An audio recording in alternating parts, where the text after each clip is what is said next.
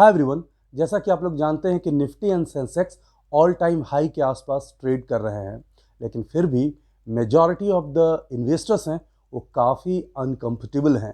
उसका सबसे बड़ा रीज़न है कि कुछ दिनों से मिड कैप और स्मॉल कैप के जो शेयर्स हैं उसमें भारी सेलिंग देखने को मिला है।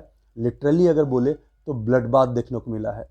इनफैक्ट एक दो दिनों में जो स्मॉल कैप और मिड कैप के जो इंडेक्सेस हैं वो करीब करीब 7 to 10% के आसपास नीचे आ गए हैं।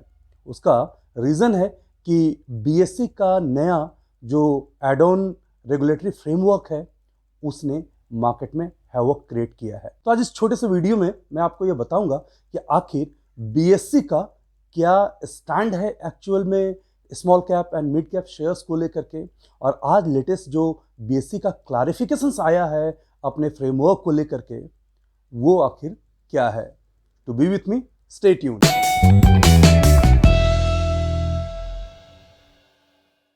वेलकम बैक, मेरा नाम अनुराग है। फ्रेंड्स, जैसा कि आप जानते हैं कि मैं इस यूट्यूब चैनल पे एक से एक बेहतरीन वीडियोस लेकर के आता हूँ फिनेंशियल मार्केट के डिफरेंट टॉपिक्स पे, जिससे आपकी नॉलेज काफ़ी एनरिच होती है और आप stock market and different financial product को काफ़ी आसानी से अप्रोच कर पाते हैं। इसलिए मेरे और मेरे टीम के इस नोबल एफर्ट को आप अप्रिशिएट करना चाहते हैं तो हमारे इस चैनल को जरूर सब्सक्राइब करें, वीडियोस को शेयर करें, लाइक करें एंड बेल आइकन को जरूर हिट करें ताकि हमारा लेटेस्ट नोटिफिकेशंस आपके मोबाइल तक पहुंच जाएगा। साथ ही साथ आप मुझसे डेली बेसिस पे पर्सनली कनेक्ट होना चाहते हैं स्टॉक मार्केट एनालिसिस और अपडेट्स के लिए तो हमारा फ्री टेलीग्राम चैनल ज्वाइन कर सकते हैं।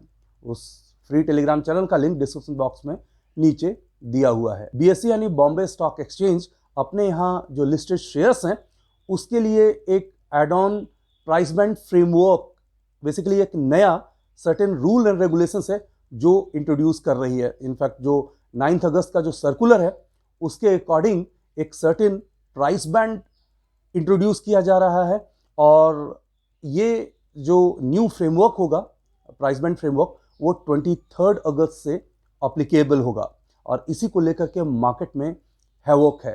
आखिर ये सर्कुलर क्या है और इसमें क्या ऐसी बातें हैं जिसके कारण मार्केट में small cap and mid caps में ब्लड बाथ देखने को मिला है।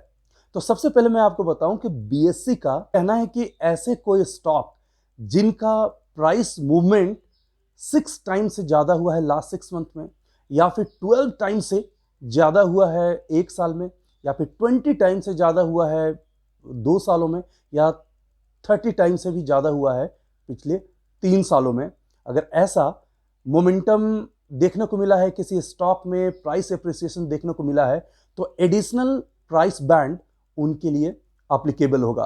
अब कैसे एप्लीकेबल होगा जरा आप समझिए। वैसे मैं यहाँ पे आपको बता दूं कि बहुत सारे ऐसे स्टॉक हैं जो लास्ट 1 ईयर में specially small cap and mid cap में जिन्होंने बेहतरीन रनअप दिखाया है। और small cap and mid cap में कई बार ये देखा जाता है कि लिक्विडिटी कम होती है, इसलिए ऑपरेटर वहाँ पे काफ़ी ज़्यादा एक्टिव होते हैं, वहाँ मैनिपुलेशन काफ़ी होता है कई बार, और स्टॉक के प्राइसेस तेज़ी से ऊपर जाते हैं, कई बार तेज़ी से नीचे जाते हैं। फ्रिक्वेंटली आप उन्हें अपर सर्किट हिट करते हुए या लोअर सर्किट हिट करते हुए देख सकते हैं।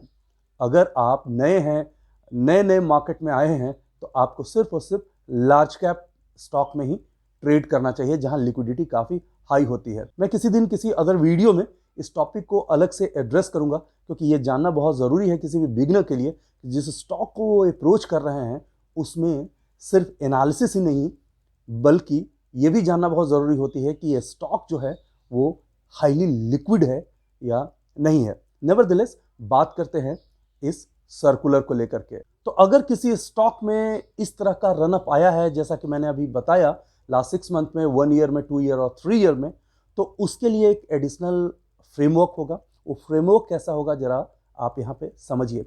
अगर कोई स्टॉक जिसका प्राइस बैंड जो है वो 20% का है तो उसमें वीकली, क्वार्टरली और मंथली के हिसाब से प्राइस बैंड डिसाइडेड होगा। जरा यहाँ पे समझ लीजिए, एक एग्जांपल लेता हूँ। कोई ऐसा स्टॉक है जिसका प्राइस बैंड है वो 20% का है, तो उसमें अगर ये पर्टिकुलर स्टॉक का प्राइस एक वीक में अगर 1.6 टाइम्स बढ़ जाता है तो वहाँ पे वो स्टॉक जो है वो स्टॉप हो जाएगा। लेट्स से कोई अगर स्टॉक है, वो स्टॉक अगर 100 रुपये से अगर ये 160 रुपीज़ पे चला जाता है किसी पर्टिकुलर वीक में, तो वहाँ पे ट्रेडिंग उसकी हॉल्ट हो जाएगी। और ट्रेडिंग अगर होगी भी तो उस गिवन एक जो प्राइस रेंज है, लिमिट है, उसमें ही होगी। वहाँ से यानी अपर लिमिट से जो फर्दर प्राइस तभी जा पाएगा जब अगला साइकिल उस स्टॉक का शुरू होगा, यानी नेक्स्ट वीक की ट्रेडिंग जब शुरू होगी तो वहाँ से उस जो प्राइस है आगे के लिए वो चल सकता है। अदरवाइज उस पर्टिकुलर गिवन पीरियड में वो उसी प्राइस रेंज में ही मैक्सिमम ट्रेड कर सकता है। उसी तरीके से जो मंथली जो रखा गया है 20% वाले स्टॉक के लिए, वो होगा 2x, यानी मैक्सिमम एक मंथ में एक स्टॉक डबल से ज़्यादा नहीं हो सकता है। हालांकि ये भी बहुत ज़्यादा है, टू बी वेरी ऑनेस्ट, एक महीना में डबल, ये तो किसी मूवी का वो डायलॉग्स था ना, 21 दिन में पैसे डबल करें, something like that. But still month में अगर 2x अगर हो जाता है तो वहीं पे प्राइस जो है वो फ्रीज हो जाएगा, और उसके बाद उसका जो नेक्स्ट साइकिल होगा वो नेक्स्ट मंथ में ही होगा, और उसके बाद ही फर्दर उसका जो सर्किट है वो ओपन होगा और फर्दर प्राइस रेंज डिफाइन होंगे। और उसी तरीके से क्वार्टरली का है 3x को लेकर के। तो आपको मैं यहाँ पे बता दूं कि मैंने 20% वाले स्टॉक का एग्जाम्पल लिया, उसी तरीके से 10% वाले स्टॉक भी होंगे, 5% वाले भी हैं, 2% वाले हैं, जिनका कि इस तरीके से प्राइस बैंड डिसाइड किया गया, एडिशनल प्राइस बैंड जो है वो डिसाइड किया गया है। सही बताऊं तो ये भी बहुत ज़्यादा है, इतना रनअप भी काफ़ी है। ये एक्चुअल में जो पैनिक सेलिंग हुई है वो बेसिकली इस न्यूज़ से ज़्यादा एक्चुअल में इतना ज़्यादा रनअप आ चुका था mid cap and small cap में कि जो बिगर प्लेयर हैं वो यहाँ पे प्रॉफिट बुक कर रहे हैं।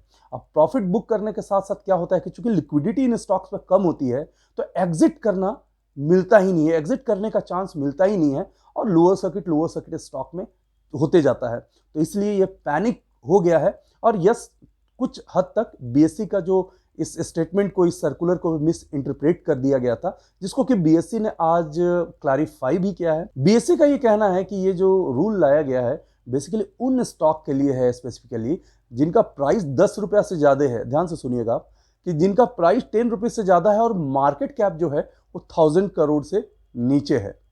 तो ये एडिशनल जो फ्रेमवर्क है, प्राइस बैंड फ्रेमवर्क है, वो इन पर्टिकुलर स्टॉक के लिए ही डिसाइड किया गया है, जिसके कारण आपने सेकेंड हाफ में आज देखा होगा मार्केट में काफ़ी रिकवरी भी आई, और जिसके कारण जो ब्लड बाथ था और जो क्लैरिटी मिसिंग थी वो थोड़ी सी आई, और मार्केट ने काफ़ी अच्छी रिकवरी दी। अपने लो से निफ्टी 100 to 150 पॉइंट के आसपास का स्मार्ट रिकवरी भी दिया। साथ ही साथ बीएससी ने इस ब्लड बाथ को देखते हुए एक और कंफर्मेशन दिया है।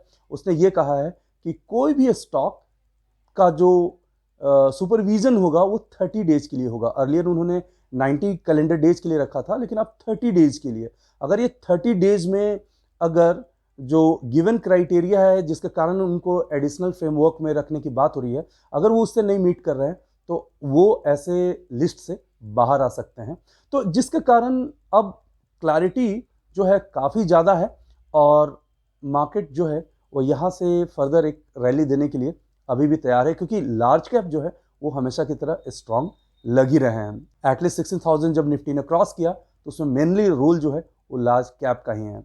यहाँ बस एक दो लाइन और मैं बता देता हूँ कि आप बिगनर हैं तो आप mid cap and small cap के जो मैसिव रिटर्न है उससे देख करके बहुत ज़्यादा अट्रैक्टेड नहीं हो, क्योंकि कई बार आपको पता ही नहीं होता है कि किस तरह का मैनिपुलेशन हो सकता है उन स्टॉक्स में, और कैपिटल आप बहुत ज़्यादा इंगेज उसमें कर जाएंगे, क्योंकि ग्रीड तो है ही मार्केट में, जल्दी से जल्दी लोगों को रिच होना होता है, क्विक रिच होना होता है। तो ये बेसिक्स है कि आपको थोड़ा सा अलर्ट रहना पड़ेगा, और आप बिगनर हैं तो शुरुआत करें सिर्फ और सिर्फ लार्ज कैप और निफ्टी 50, निफ्टी नेक्स्ट 100 जो स्टॉक्स हैं उनसे ही शुरुआत करें, और जो स्मॉल कैप और मिड कैप में है उसमें आप थोड़े बाद में भी एंट्री ले सकते हैं, और मार्केट को थोड़ा सा समझ लें उसके बाद ही। तो ये सारा का सारा जो बीएससी के लेटेस्ट जो सर्कुलर थे, 9 अगस्त का जो सर्कुलर था, उसको लेकर के ये सारी बातें थी। मैंने सोचा कि ये वीडियो काफ़ी इम्पोर्टेंट होगा। लोगों को पता ही नहीं एक्चुअल में ये चल पा रहा है कि ये सर्कुलर है क्या, क्या हुआ है। कुछ लोग तो ये भी सोच रहे हैं कि सारे शेयर्स जीरो तो नहीं हो जाएंगे, इस तरह का र्यूमर्स भी होता है। तो यहाँ पे मैं ये भी कह दूंगा कि आप केयरफुल रहिए, कोई भी मार्केट में र्यूमर्स आ रहे हैं तो be sure what you are doing, और उसके साथ ही अपने ट्रेडिंग को और इन्वेस्टमेंट को मैनेज करके चलें। फ्रेंड्स, ये वीडियो आपको कैसा लगा कमेंट सेक्शन में ज़रूर बताएं, और साथ ही साथ आप एक प्रोफेशनल इन्वेस्टर और ट्रेडर बनना चाहते हैं तो हमारे स्पेसिफिक ट्रेनिंग प्रोग्राम्स को ज्वाइन कर सकते हैं। उसके लिए आप हमारे वेबसाइट में जाकर क्वेरी पोस्ट कर सकते हैं या दिए गए नंबर पर हमें फ़ोन भी कर सकते हैं। Thanks for watching, take care. Video को लाइक करें, शेयर करें, सब्सक्राइब करें और आने वाले वीडियोस के नोटिफिकेशंस के लिए बेल आइकन को दबाएं।